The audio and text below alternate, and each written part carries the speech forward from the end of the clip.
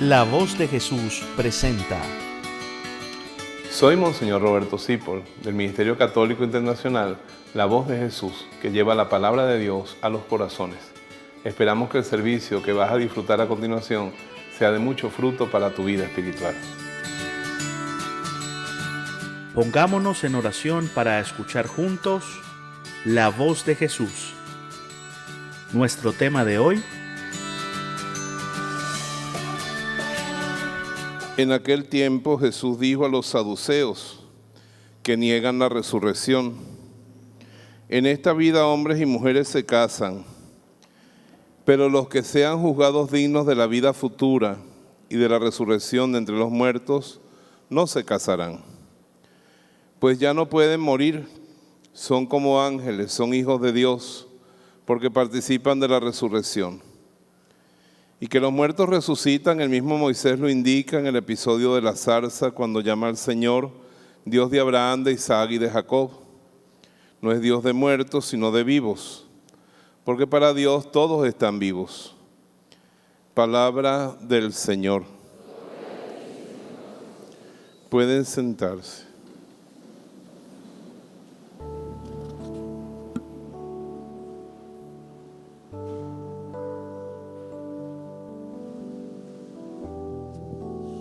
Ya estamos a finales del año litúrgico y en estos finales del año litúrgico la Iglesia nos pone a pensar en las ultimidades, que también se llaman los novísimos, la escatología, que yo no sé por qué usan la palabra escatológico para hablar de un lenguaje vulgar y grosero, cuando la escatología, diga al de lado, es la parte de la teología, diga al de lado, que estudia el fin del hombre. Es decir, muerte, juicio, cielo, infierno. Y como ya viene la fiesta de Cristo Rey, el Adviento, nos hacen pensar la Iglesia y la liturgia en el fin de nuestra vida. Dígale al lado, porque usted es un candidato a muerto. Diga, y no sabemos cuándo se gradúa, dígale. Somos candidatos a muertos y es bueno que pensemos eso, sobre todo ahora que en nuestra sociedad la muerte se trata de ocultar. Ya no hay luto, ya casi no hay velorio. Ahora el muerto lo trancan a las 7 y lo abren a las 9:30 de la mañana, como si fuera una bodega. A mí me velan completo, ¿oyeron? Alguien se queda toda la noche conmigo. Ya no hay novenario en la iglesia y no va nadie. Mandan a hacer los rosarios y no vienen. Vienen el último día o un solo día de los novenarios, dejan de venir. Pero aunque tratemos de esconder la muerte, no seguimos muriendo. ¿Qué habrá después de esto? La Biblia lo dice, pero hay que entender cómo lo dice la Biblia. Porque, dígale al lado, Dios no le mandó a la gente la Biblia por DHL, dígaselo, ni por MRW. ¿Cómo se escribió la Biblia? Es un pueblo que nació de Abraham y que va viviendo de generación en generación. Y a lo largo de las generaciones Dios le va revelando las cosas. Por ejemplo, que Dios es personal, que Dios se ocupa de nosotros.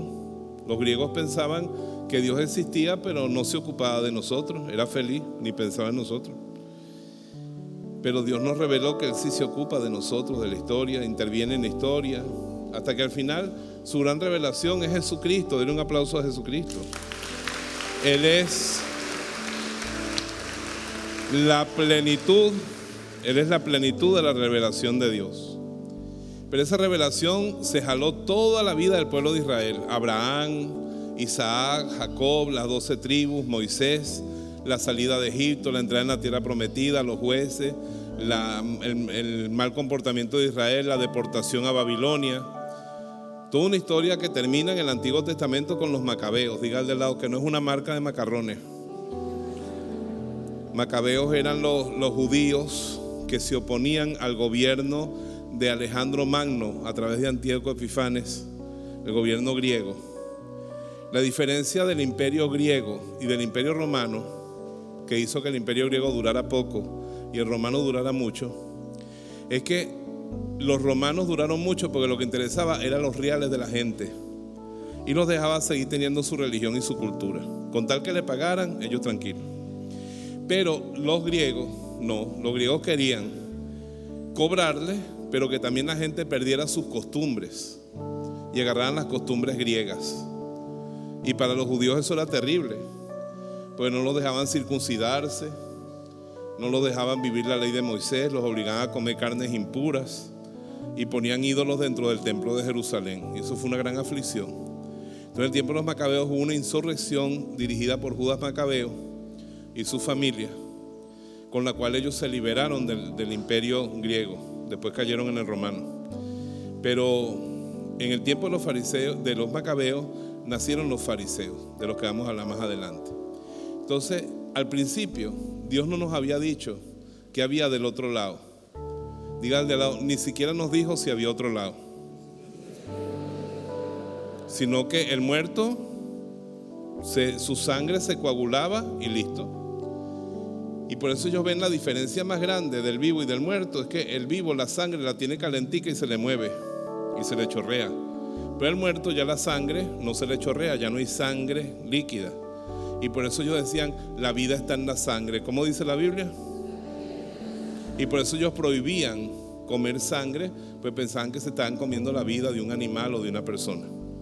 Ahora sabemos que la vida no está en la sangre, pero en ese tiempo es todo lo que se sabía. Fíjate que cuando Caín mata a Abel, Dios no le dice, mira Abel, Caín, tu hermano Abel grita que por qué le hiciste eso, sino que dice, la sangre de tu hermano derramada, la mancha que hay en la tierra de sangre, clama contra ti. Como que si ya Abel existe o no existe todavía. No, su sangre clama contra ti, la mancha que tú dejaste ahí. Poco a poco, los hebreos fueron descubriendo, bajo el Espíritu Santo, que había otra vida.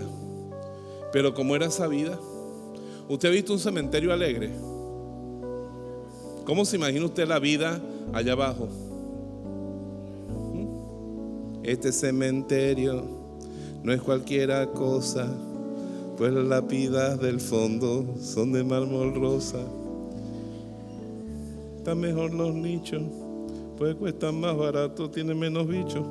Tiene mi cementerio. No, ese cementerio de Mecano no existe. Cementerio es triste, ¿sí o no? No se imagina. Fíjate que una vez fueron a la tumba de mi papá y mi mamá, y mi sobrinita chiquita le dicen, aquí está tu abuelito y tu abuelita. Y ella se le queda viendo a la mamá y dice, ¿y tienen televisor y aire acondicionado? Porque ¿cómo será esa vida allá? Entonces los hebreos, digan de al lado, lo llamaban Seol, Hades, que significa la larga sepulcro, la tumba. Y se imaginaban que era como un sitio donde todo el mundo estaba triste, vivo pero triste, perdió la vida. Si es triste morirse, más triste es estar muerto. Ya no hay flores, ya no hay cantar. Por eso los hebreos, los judíos, no ponen flores en la tumba, ponen piedras. Los hebreos, para honrar una tumba, le ponen una piedra. De ahí viene esa historia de poner piedritas en las cruces de la carretera. ¿No han visto la cruz de la carretera con piedritas? Díganle, eso viene de los judíos. Igual que prender vela. Son costumbres judías que nosotros como cristianos, porque los cristianos somos una secta del judaísmo. Todos los cristianos católicos ortodoxos somos una secta judía que seguimos a Cristo como Mesías y aceptamos paganos en la fila. Entonces tenemos en vez de flores se ponen piedra. La piedra es triste. Pero en el tiempo de los macabeos, con la persecución, ya cuando vemos el texto del martirio de esa madre y los hijos, ya hay una conciencia. Dios ha ido llevando a la gente una conciencia, el Espíritu Santo, de que después de la vida, diga al de al lado, hay dos condiciones. La condición de los malvados, que resucitan para una tristeza eterna, para una muerte eterna, y la condición de los justos, que resucitan para una vida de alegría con Yahvé en el seno de Abraham, y donde hay una gran felicidad en el cielo. Diga al de al lado, así se pensaba en el tiempo de Jesús. Así ya era la fe de Israel en el tiempo de Jesús. Y fíjate que es así, porque cuando Jesús va a resucitar a Lázaro en el capítulo 11 de Juan, él le dice a Marta, tu hermano resucitará. Y ella le dice, repita conmigo, yo sé que va a resucitar en la resurrección del último día. Por las palabras de Santa Marta y por las palabras de la madre de los macabeos y de los muchachos, sabemos que los hebreos habían llegado bajo el Espíritu Santo a la convicción, a la revelación de que no solamente el alma pervive después de la muerte, sino que el cuerpo iba a resucitar también. Ahora, en el tiempo de Jesús habían varios grupos. Hoy en día hay varios grupos: los evangélicos, que se dicen cristianos; los católicos, que también somos cristianos; los ortodoxos; los testigos de Jehová, y vaya usted a saber cuántas clases más de creyentes en Cristo hay, ¿sí o no? Y en el fondo, a la larga, en general, el bojote, todos somos cristianos. Así los judíos en el tiempo de Jesús había varios grupos. Vamos a ver cuáles eran.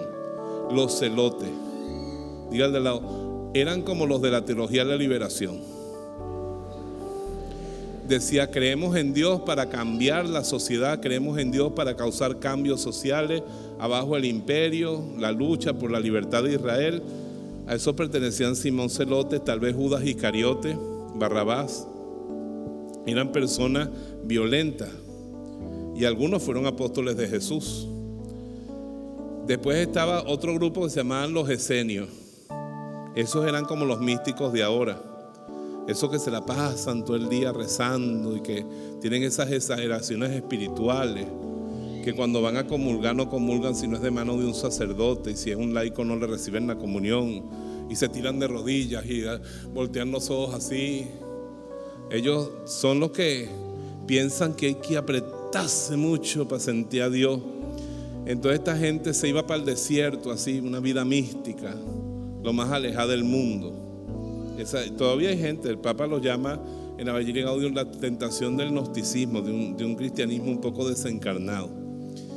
Los judíos, los esenios, yo creo que Juan Bautista era esenio, pero la mayor parte de los esenios eran sacerdotes decepcionados que se habían ido para el desierto. Y digan del lado, Juan Bautista era de la tribu sacerdotal, porque su papá era Zacarías, que era sacerdote en el templo y vivía en el desierto, un cuadro muy esenio. Después estaban los anahuín. Anahuín significa pobre. Diga de lado, los tierrúos espirituales.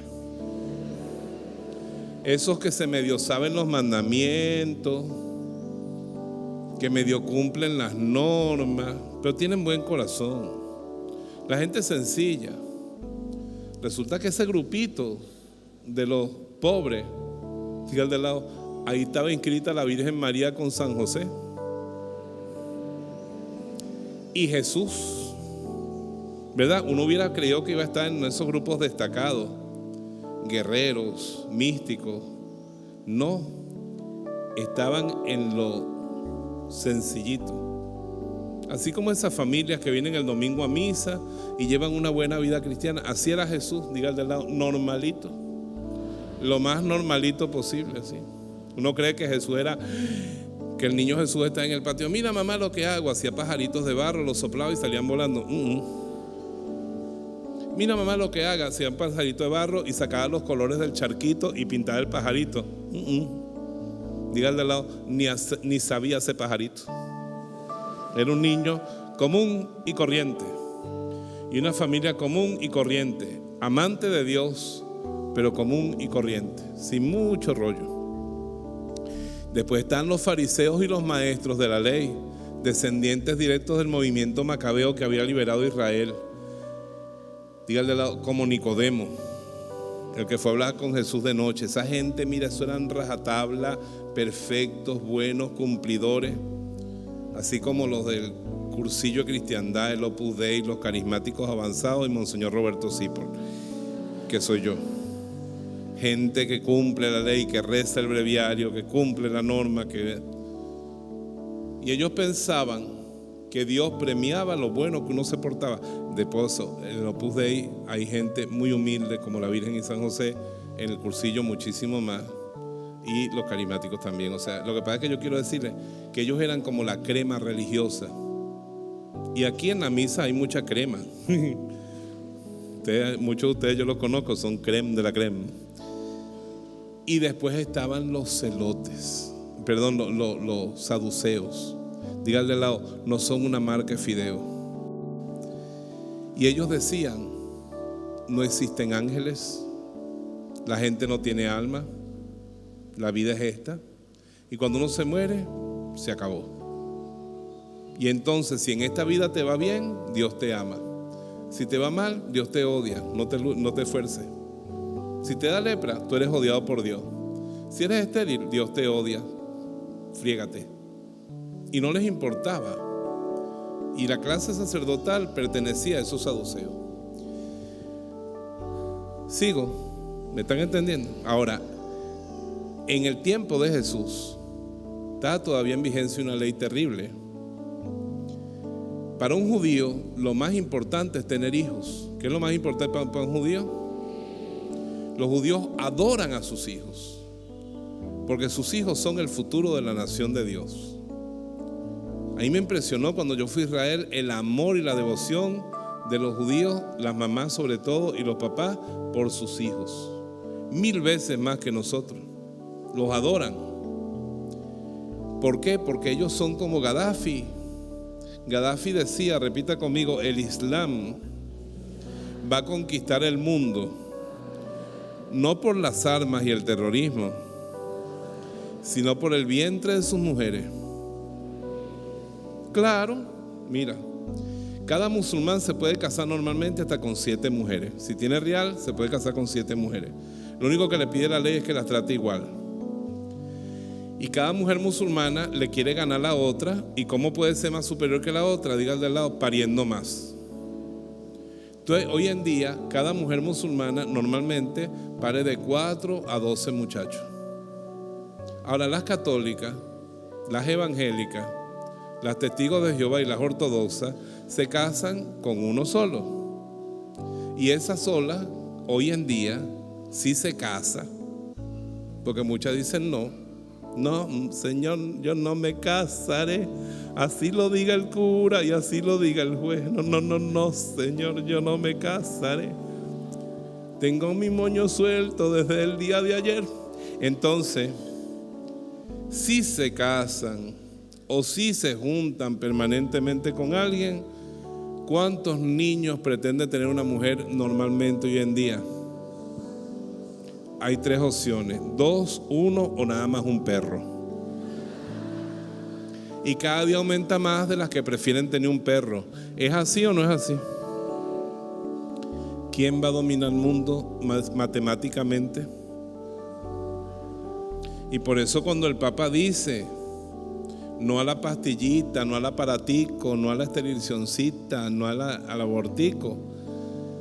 Ay, ese señor tan anticuado que vive en Roma.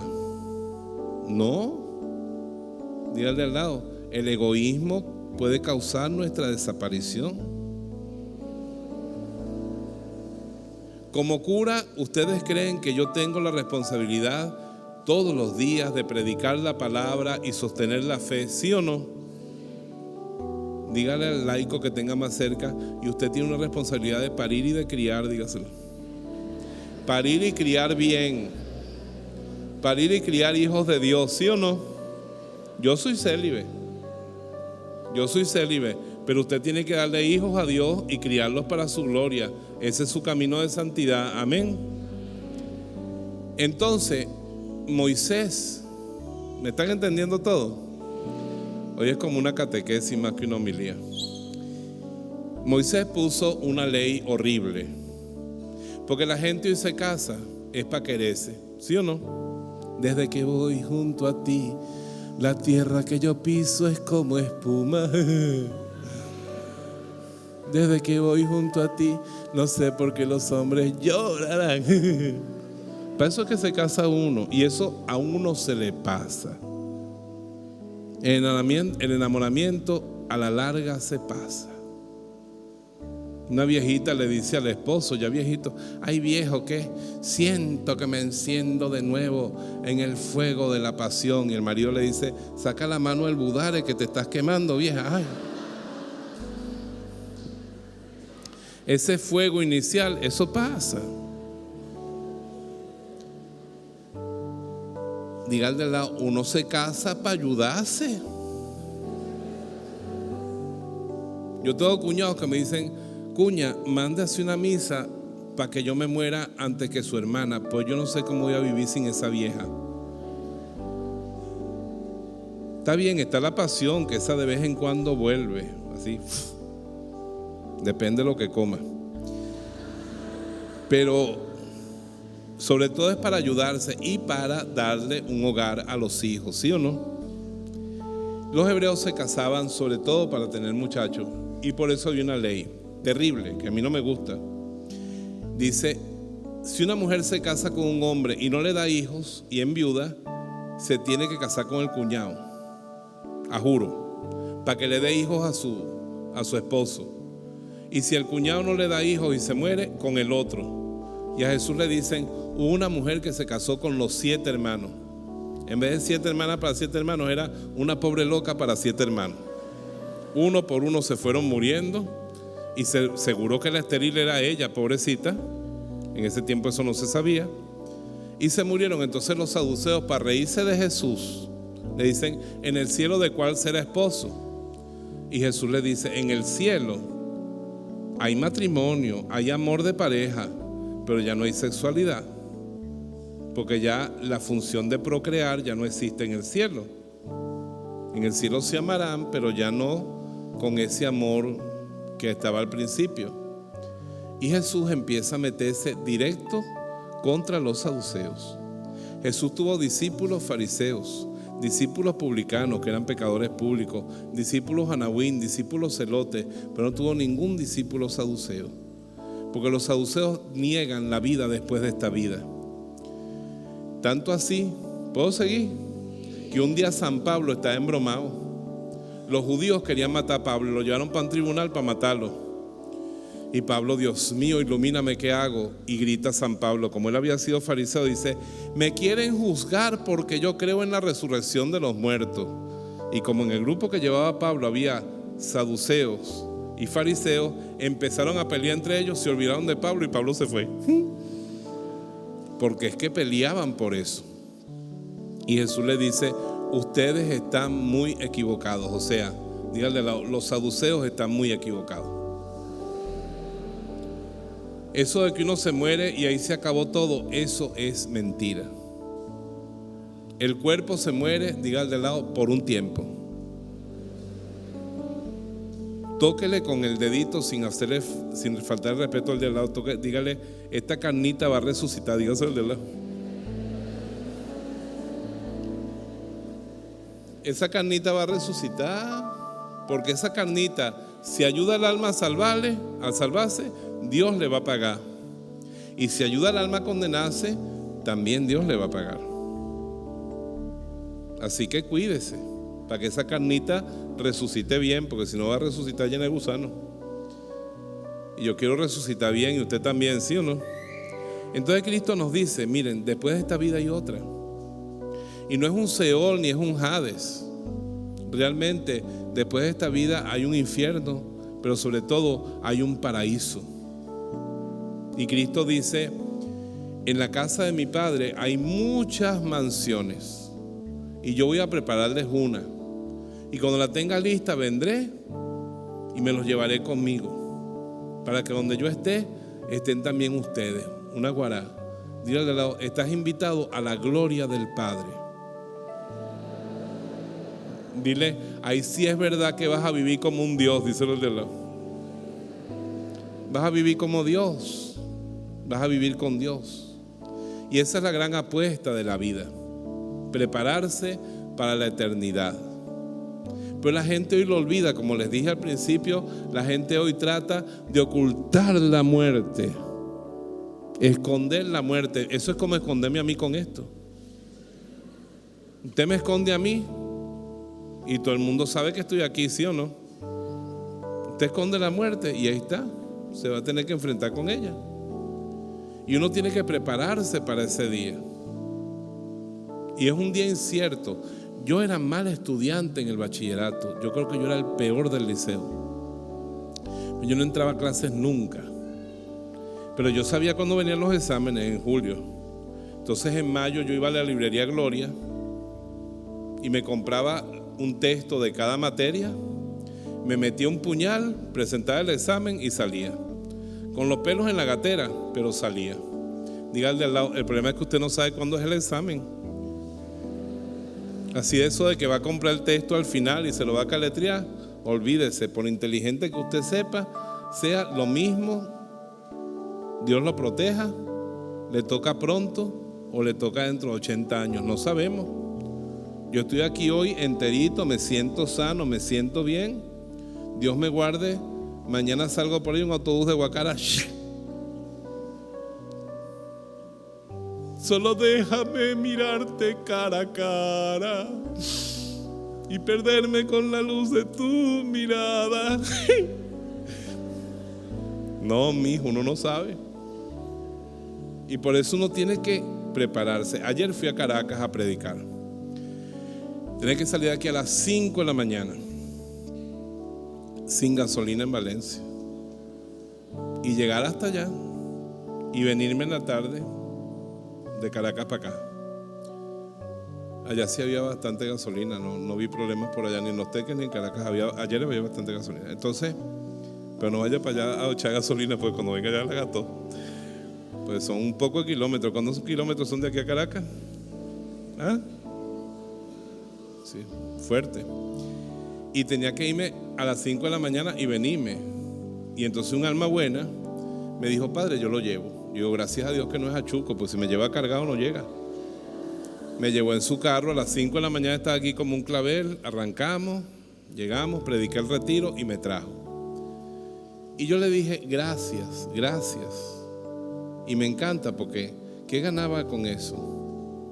Ser amigo mío, mire, la única ventaja que puede tener si es amigo mío es que yo le eche la bendición y recé por usted, porque yo más que eso no puedo dar. ¿Qué ventaja podía tener? ¿Hacer retiro conmigo? Bueno, él podía comprar los CDs y escuchar lo que yo predico, o buscarlo en el canal La Voz de Jesús. Yo le dije, muchas gracias, Dios te pague. Y me dijo, padre, tranquilo, que este es otro bloque que mando yo para mi casa del cielo. Dígale al lado, empiece a coleccionar bloques. Porque es verdad que nos salvamos gratis, nos salvamos por Dios, pero la Biblia dice que Dios corona en el cielo las obras que hacemos en la tierra. Y usted en el cielo puede ser que tenga corona de oro, como la Madre Teresa de Calcuta, o corona de plata, o corona de bronce, o corona de latón, dígale al lado, o una lata de diablito,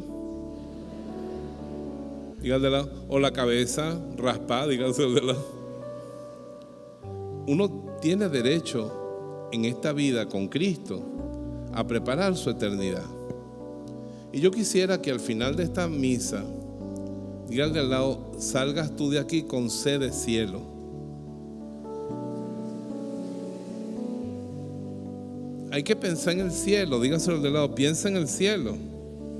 Hay que invertir. Si yo quiero comprar una casa, yo quiero tener una casa, pero no saco un crédito hipotecario. Yo quiero tener una casa, pero no trabajo. ¿Tendré una casa?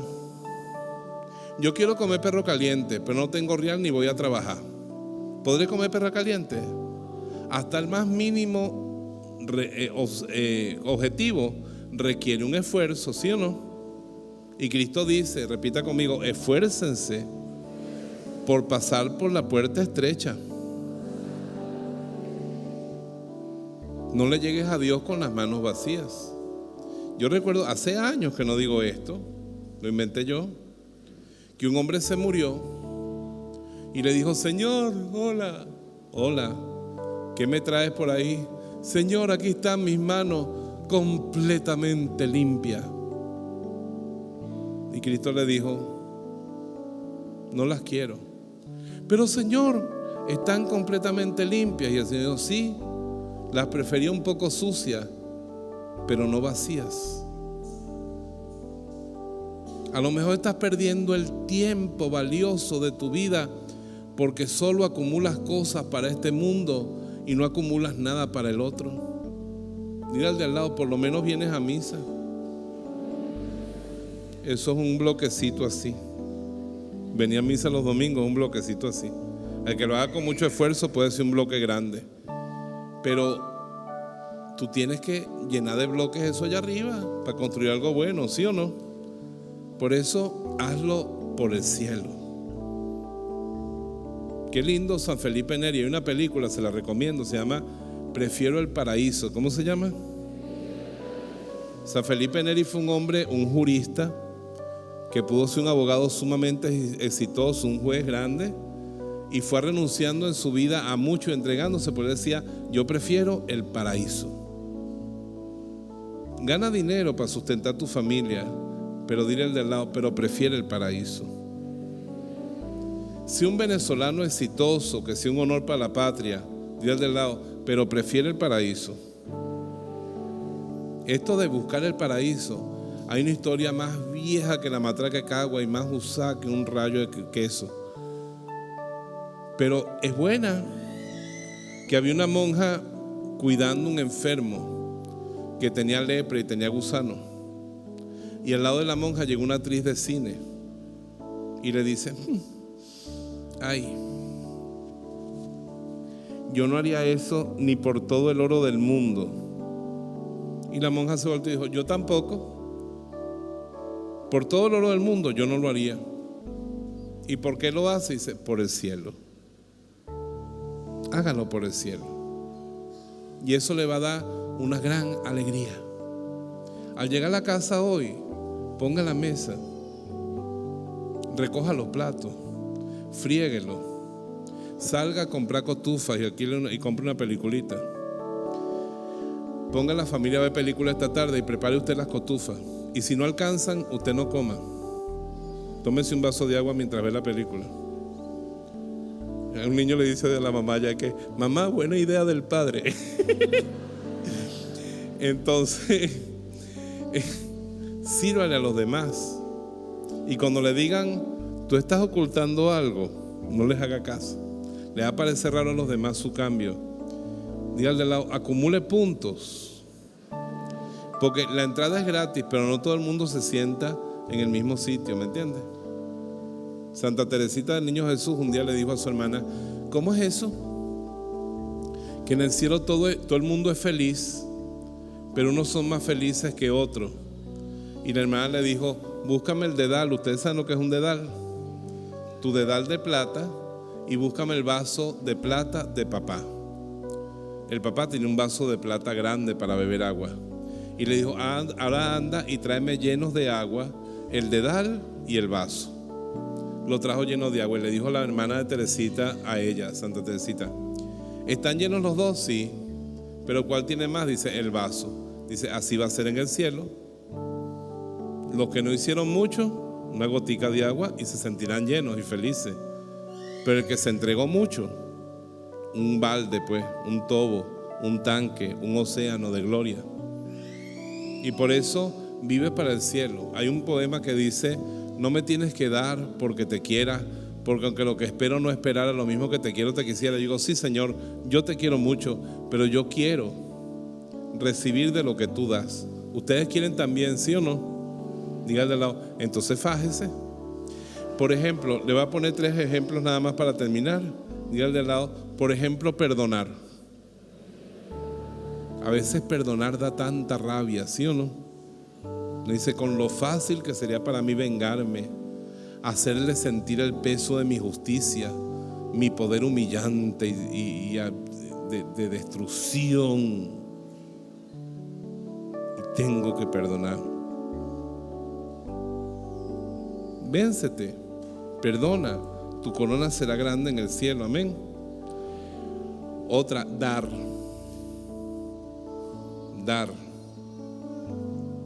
Tengo harina, no vayan a traerme otro paquete por eso. No crean que estoy pidiendo harina ahora. Pero el otro día yo tenía un paquete de harina allá arriba y me trajeron otro. Es mejor tener 2 paquetes que uno, ¿sí o no? Y yo veo unos ojitos por ahí que creo que no tenían harina. Y yo veo mi paquete.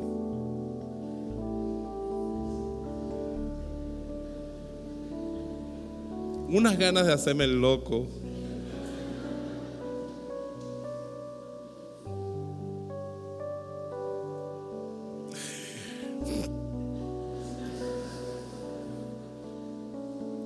Sin ganas.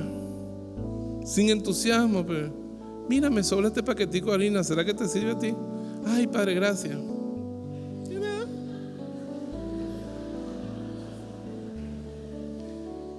Y eso que yo no como harina, pero es que somos agarrados, ¿sí o no? Diga al de al lado, servir.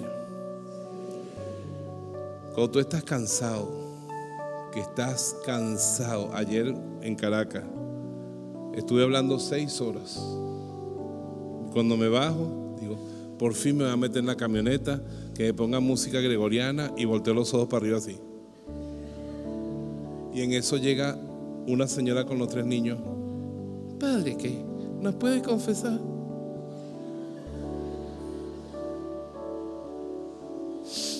Sí. Pero rapidito. Cuesta a veces servir, pero esos son los momenticos en que aparece un bloque allá. Entonces, háganse ricos. Jesucristo dice, háganse ricos, acumulen en el cielo, no aquí en la tierra donde la inflación se come todo. Hagan sus tesoros en el cielo, para que cuando llegues allá haya gente que te reciba y tengas allá un gran aplauso. Yo le pido a Dios y a la Virgen Santísima que todos los que escuchan mi voz lleguen al cielo, que todas las almas, yo sufro por eso, pero yo veo a la gente que está tan cerrada. Yo digo, Señor, yo no sé cómo vas a hacer tú para salvarnos a la gente que somos tan duros, pero sálvanos. Jesús, Salvador de los hombres, sálvanos. Pero dígale al lado, échese una ayudadita. Y recuerde siempre lo que nos dijo nuestro Señor. Vamos a repetirlo: el que pierda su vida por mí y por el Evangelio, la salvará. Pero el que resguarde su vida, la perderá para siempre. ¿Y de qué le vale a un hombre ganar el mundo entero si pierde su propia alma o la malogra? ¿Qué va a hacer para recobrarla? Para los que servimos a Dios y a la iglesia en la voz de Jesús, es un gran gozo que tú hayas recibido el don de la palabra de Dios, y esperamos que dé mucho fruto en tu vida y en tu corazón. Y te bendigo en el nombre del Padre, del Hijo y del Espíritu Santo. Amén.